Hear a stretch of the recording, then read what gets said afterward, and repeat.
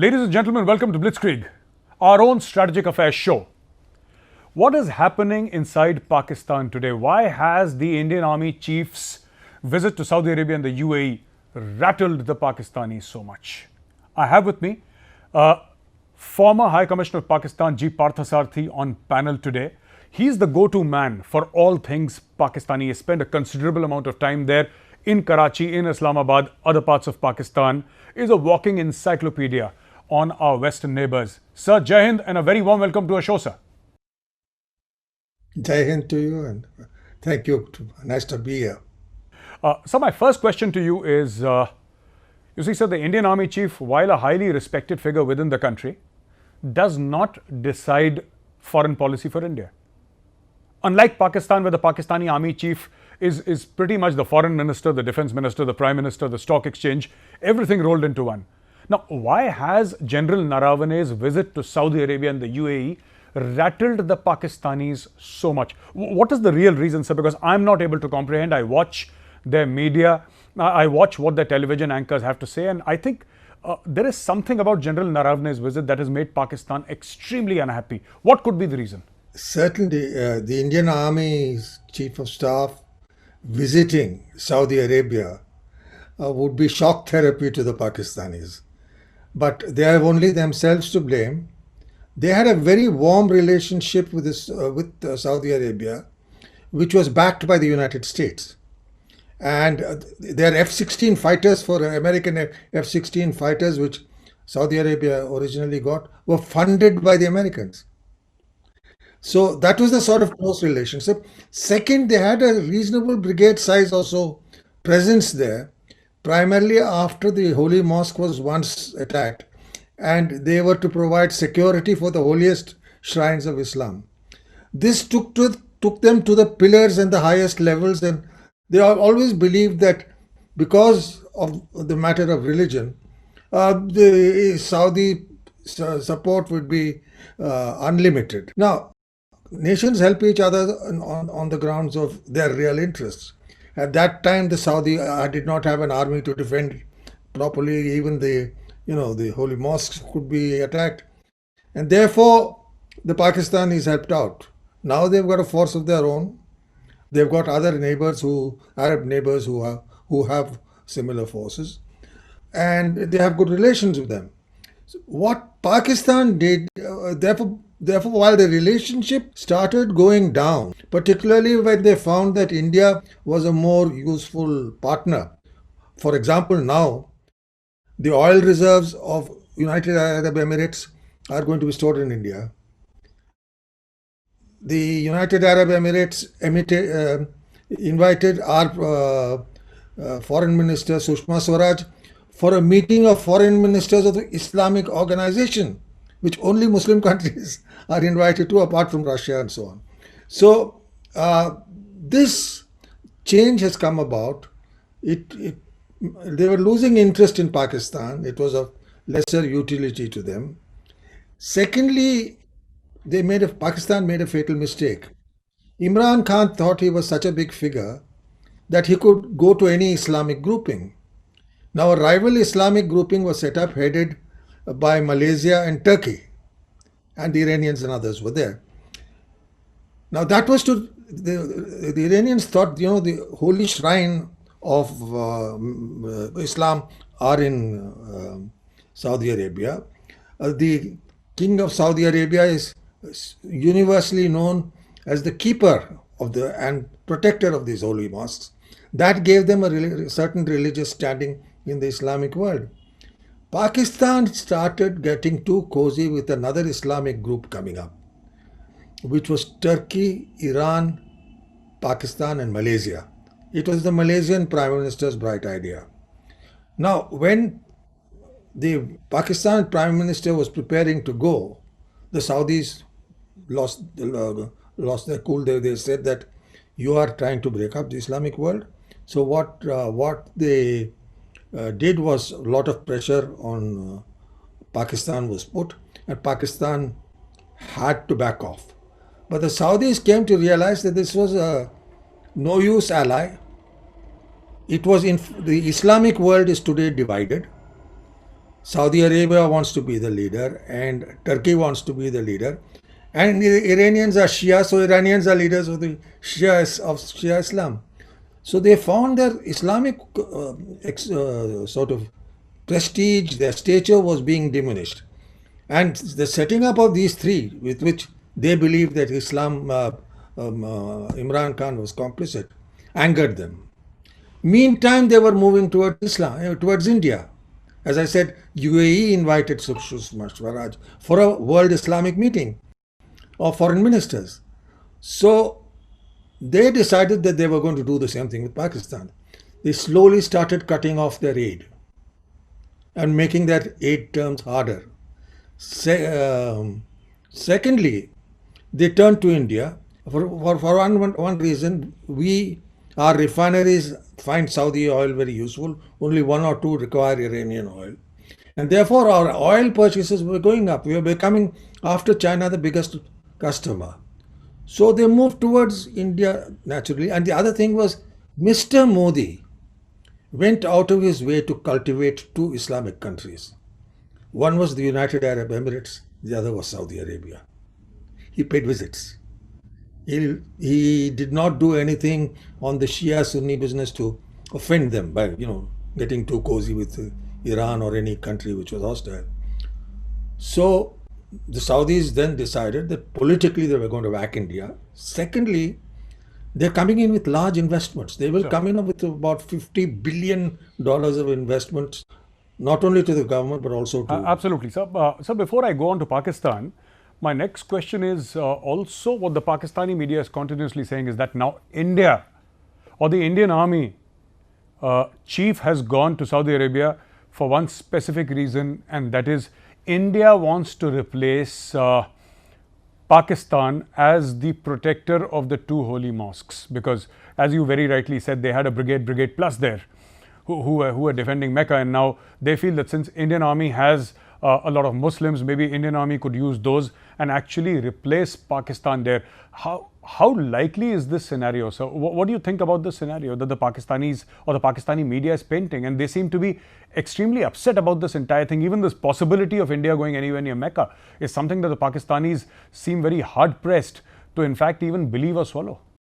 When General Bajwa went there, not just as army chief, but coming on behalf of the Prime Minister, nobody met him except the Deputy Minister of Defense. He was looking forward to Crown Prince plus Defense Minister, nothing of the sort. He came, he went. That upset them no end, because after all, they had been acting as protectors of the holy mosques for years. And their army chief goes there, and the Saudis know better than everyone else that it is General Bajwa and not Imran Khan who rules Pakistan. So that was the second snub. And they put themselves in a difficult position, because in this rivalry between Saudi Arabia and Iran, China is giving $6 billion of investments straight away or more to Iran, and have agreed to buy all Iran's oil production or the bulk of it, a good portion of. So they are going to get this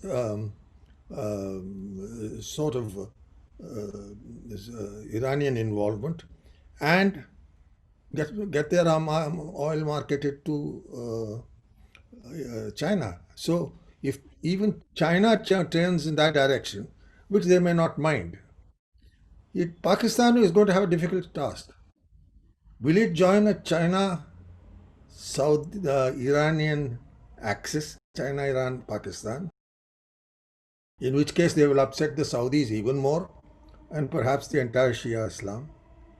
In their own, they are themselves hardly about 16-18% of Shia. They're a Sunni country. So my next question to you is about Pakistan's foreign policy per se, because Pakistan has been something of a bottomless well for loans, whether it's Saudi Arabia, whether it's the UAE, whether it's China or any other country, even America earlier, sir. There is this insatiable hunger for money for which there is no accounting. Now, my question to you is, has Pakistan seriously miscalculated its own foreign policy chessboard? I mean, forming an Islamic bloc, an alternate Islamic bloc for what? For Kashmir? Because what Pakistan actually wants is more and more money, and Turkey does not have the kind of money that Pakistan needs. Malaysia does not have the kind of money that Pakistan needs. Iran, maybe, if there were no sanctions on Iran, which is a far-fetched thought because Iran is crippled under sanctions, and even with Trump saying that no, we should try and sort of do something which eases the pain, but it's just getting from bad to worse for Iran. And Israel, people say Israel killed off their top nuclear scientists and all these things that have been happening. Soleimani was killed, etc. So the past 1 year has not been very good for Israel, sir. For Iran, I stand corrected. My question to you is, sir, has Pakistan absolutely misread its foreign policy tea leaves? How could it go so wrong, sir? It has gone so wrong because Imran Khan is a very strong-headed man. He doesn't listen to anyone. I mean, he had to cancel his trip and joining that three-party-led summit Islamic grouping, which Malaysia and Turkey wanted to expand. But it failed. He doesn't have anybody now to turn to. But there is one point I want to make. I don't think Iran sanctions will continue for too long, because no European country wanted to apply that sort of sanctions. Even President Obama did not. That was a speciality of Trump, and the person who hate the Iranians at the present moment, though this is not historical, are the Israelis, because the anti-Israeli groupings are all funded by Hezbollah and so on, are all funded by Iran. So into this situation, what the Europeans are finding was that Iran was a good destination for their investments. So Europe is going to push for removing the blockade of Iran by the Security Council resolutions being annulled by American pressure. It is just possible that President Biden will not insist on those sanctions. So you should be careful in looking to the future. The thing is, the Pakistan army, look, let's face it, I faced them in 65. They are a good fighting force. And in 71, they were just politically surrounded completely by the Indians. But don't underestimate their soldiers. And at the working level, up to, I would say, colonel or even brigadier, they are professional. The money making starts higher up. And I can't think of any Pakistani general who's got to 4 stars ever being totally off the hook. Everybody has had their finger in the pie. So my question to you is now, another thing which is being discussed very widely in Pakistani media is this entire thing that we are under so much of pressure to recognize Israel, and we are under so much of pressure. Now, nobody's saying who's applying the pressure. Nobody's saying from where there is so much of pressure, who's getting pressurized, who's pressurizing. However, every single day, every TV anchor will say, oh, there is a great deal of pressure from some outside powers to recognize Israel. Is Pakistan actually setting the ground slowly and slowly, laying the pitch finally to recognize Israel, sir? Let you know something. When I was posted in Washington, the Pakistan embassy, the Indian embassy and the Israeli embassy are pretty close to each other. And we knew the Pakistani embassy there, their military attaché's office, was having contacts with the Israelis. So behind the scenes is one thing, which is parde ke piche, but they cannot formally do it for the simple reason that there is a very strong Islamist lobby, which is pretty strong on Palestinian issue and on what they call as the unity of the Ummah, of the Islamic Ummah. These two factors matter, and these two factors started influencing them a lot ever since Ziaul Haq became the army chief and the president. Pushing of Sharia law in Pakistan was the doing of General Ziaul Haq. That has continued, and a certain amount of the political backing is there. And this is why you will find in the Pakistan army officers may be laid back, have a, on the slide, even on the side, even have a couch with you. But there is at the hardcore village level from Zia-ul-Haq's time this Islamization.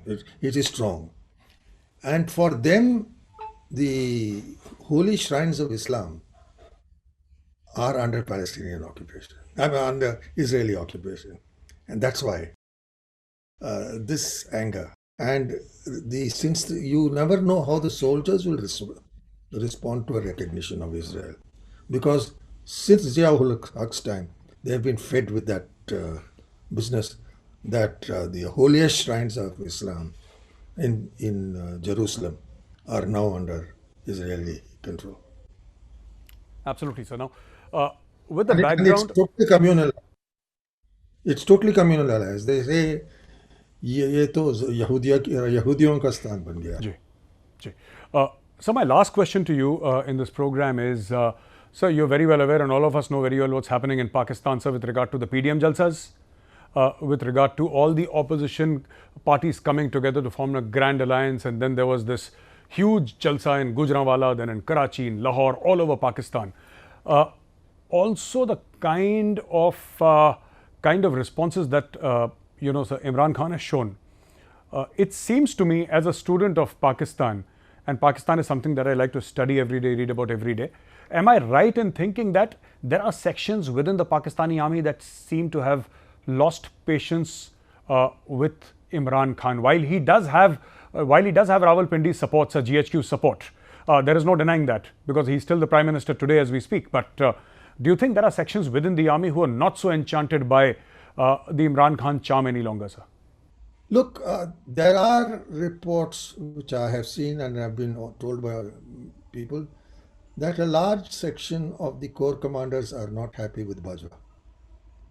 But he is the army chief. He's even less like was his ISI chief, right? So the thing is that at the present moment it is at that. Now this agitation has picked up steam. All the major parties are there. It is headed by an Islamist from the Jamaat Ulama-e-Islam, Maulana Fazlur Rahman. But that's notional. The real cadres are Pakistan Muslim League. Now, what has happened is that after Benazir was assassinated, many believe at Musharraf's behest, with the army then building the clout, her own political party came under a cloud from army pressure. They didn't have a leadership. Now, the son Bilawal Bhutto, who now leads it, you know what happens in every country when a dynasty comes in. It lasts one generation too, but by the third, it starts fading. You know, it happens here also. So that is the process which the People's Party is going through. It has lost its hold in Punjab, which is dominated by the Nawaz Sharif and the Muslim League, or now, and to a lesser extent, the Imran Khan's setup. So these part Bhutto's heir is not what he was. In fact, this is my assessment. He has a deal with the army. This movement in both, even in Punjab, the public support one saw from Nawaz Sharif was huge. Nawaz is a grassroots politician. He's been in the game, though he was brought in by General Zia-ul-Haq. He's really a protege of General Zia-ul-Haq. But he's grown into politics. He's been Chief Minister of Punjab. He's been Prime Minister on 3 occasions. So I think Nawaz is a class apart. He's the only person whom the army believes has the strength. In fact, one of the reasons he was ousted was he started questioning the army. he started saying that, look, everyone is saying that you're trying to rule the country and the country isn't doing well. That sort of thing he took on with the army. And you know what happened to him in the end. Because at the end of the day, the army I think, holds the political balance in the country. It can switch anyway. So most politicians, as they say, to use a Hindi word, don't take panga with the army. That's what holds them. And this is because the army has been messing around since independence. They know the politicians. And unlike in India, politicians are all big landholding zamindars. Or the Sharifs themselves are one of the richest families, just like Bhutto's were. Thank you very much for joining us today, sir, and shedding light on what is happening in Pakistan. Ladies and gentlemen, with Ambassador G. Parthasarathy, you told us what is actually happening inside Pakistan. Why is Pakistani media reacting the way it is about General Narawane's visit to Saudi and to the UAE? What are Pakistan's fears? What exactly is happening inside Pakistan, and why is at least some part of the Pakistani army losing patience, both with Imran Khan and General Qamar Javed Bajwa? Thank you for joining us. I'll see you next week again with another special guest. Till then, from my team and I here at Blitzkrieg, Jai Hind.